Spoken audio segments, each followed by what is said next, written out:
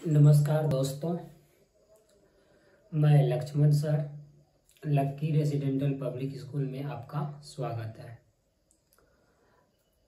आप लोग को सेशन नंबर 8 में हम पढ़ाए थे, संधि चल रहा था।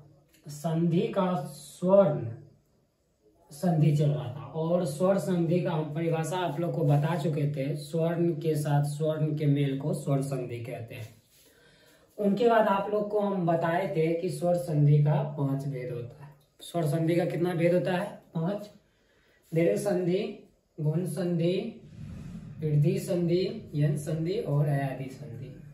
दोस्तों, आज आप लोग को सेशन नंबर 9 चलेगा और चैप्टर संधि ही रहेगा। और संधि का तो आप लोग को ये बताया गया कि संधि का 3 भेद होता है। स्वर संधि जो कि आप लोग को पढ़ा चुके हैं और स्वर संधि का भेद भी बता चुके हैं।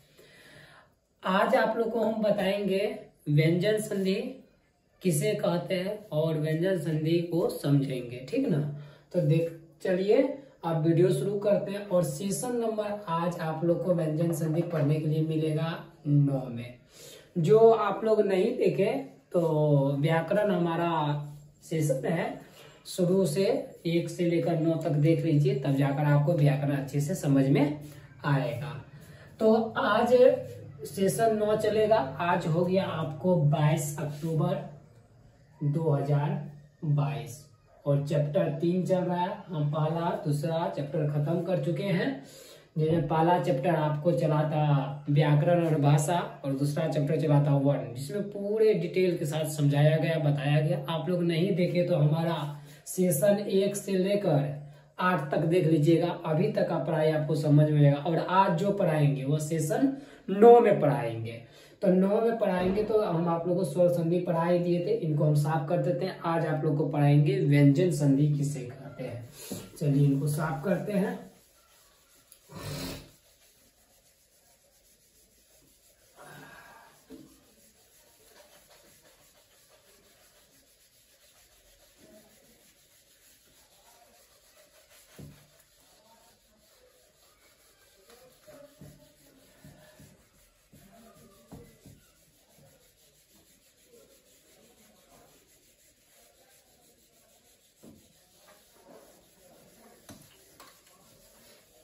चलिए दोस्तों, अब आप लोग व्यंजन संधि मतलब संधि का दूसरा भेद कौन सा था? व्यंजन संधि, जो कि 2 नंबर का है। 2 नंबर में व्यंजन संधि देकर आप लोग डैश दीजिए। व्यंजन संधि। चलिए लिखते हैं। लिखिए आप लोग, व्यंजन के साथ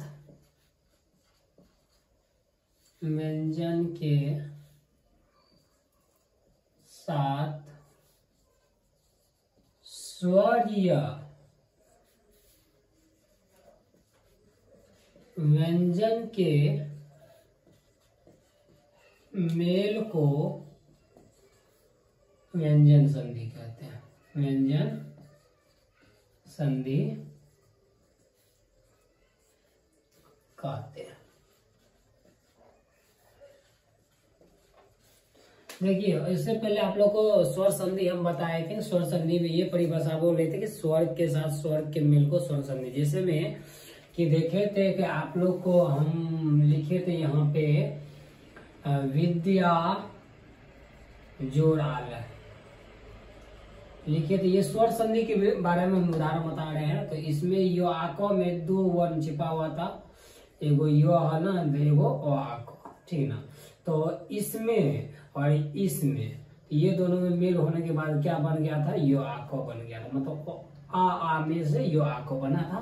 तो ये अलग होके यहाँ पे हम विद्यालय ऐसे लिखे थे। मतलब यहाँ का ओ हट के दोनों मिलने के बाद ये इसका निर्माण हुआ।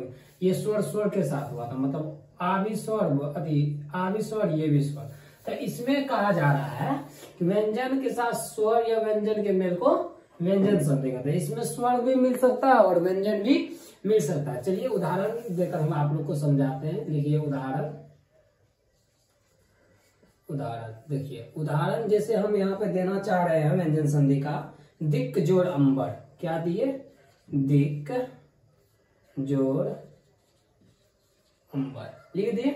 तो देखिए दिक, ये दिक का मतलब दो हर्षी का को हलंत, को हलंत का मतलब हुआ आधा को। इसमें कोई मतलब स्वर नहीं छिपा हुआ था। आप लोग को बताया जैसे मैंने यहाँ पे पूरा को लिखे, तो इसमें स्वर छिपा हुआ है। तो क्या स्वर छिपा हुआ, को हलंत जोड़ ओ, तब जाकर ये दोनों मिलने के बाद क्या होता था, ये पूरा निर्माण को का होता था। तो इसमें तो ये हलंत पहले से लगा हुआ है, तो इसमें क्या है कि मतलब स्वर नहीं छिपा हुआ, तो इसमें सिर्फ को है, तो इसको हम मानेंगे व्यंजन। ये देखिए ये व्यंजन है, ये ओ स्वर।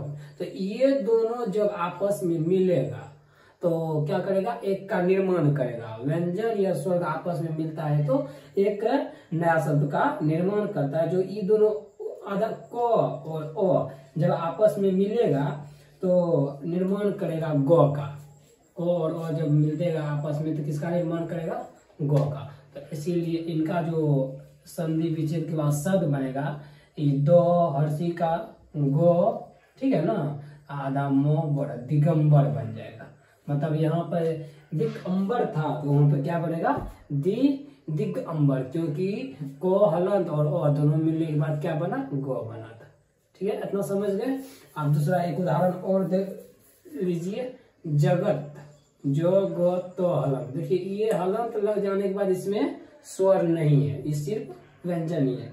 तो जगत जोड़ यहाँ पे लिखे नाथ, नो आको में इसमें है ओ, जैसे में नो हलंत जोड़ ओ आको, ये दोनों के मेल से क्या बना था, नो आको।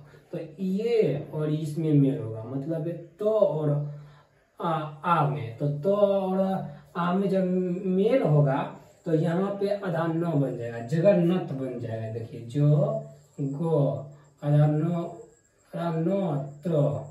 गणत्र नाथ, ये जगन्नाथ हो गया, ठीक ना। तो इसी तरह से मतलब आपस में स्वर और व्यंजन आपस में मेल खाता है, ETC समझ ही गए होंगे आप लोग। अब अगले वीडियो में आप लोग को हम संधि का तीसरा भेद विसर्ग संधि बताएंगे, जिसमें आप लोग को संधि में हम संधि बता दिए, संधि का भेद मतलब संधि किसे कहते हैं,